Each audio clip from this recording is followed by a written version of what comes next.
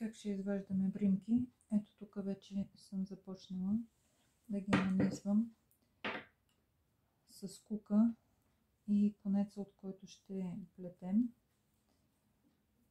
Първо изваждам бримките от лицевата страна, да направя бието, и след това ето тук в тези дъгички, които се получават, ще извада бримки от другата страна, същия брой.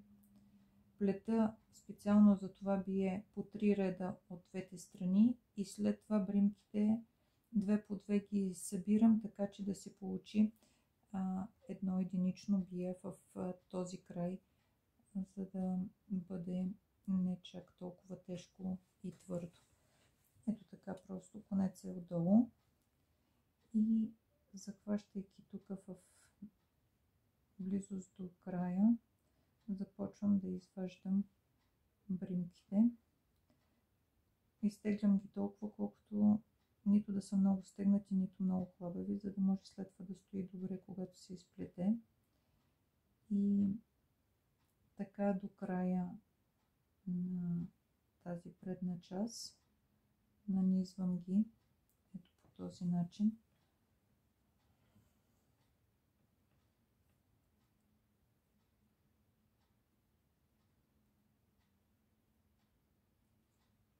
Как да преценим горе-долу колко бримки ни трябват за бието?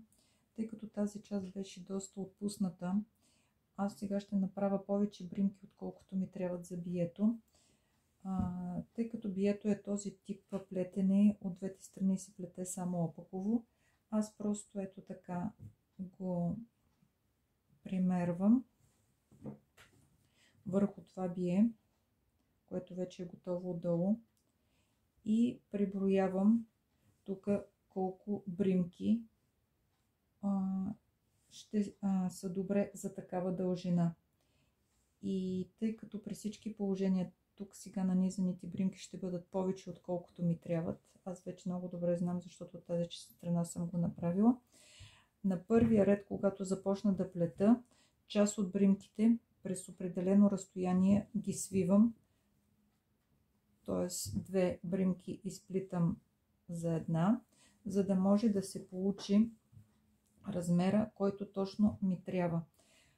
В тази горната част, където е платката между яката и подмишницата, ми се щеше малко да е по-прибрано и тук съм събирала повече бримки.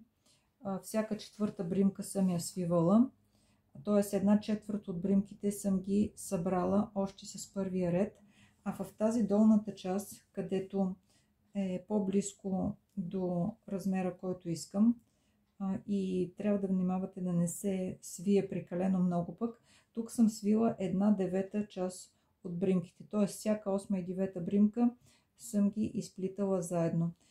И така, когато изплетете един ред, пак го примервате и ако ви се стори недостатъчно пак добре според размера, може да се наложи след това да се свият още няколко бримки.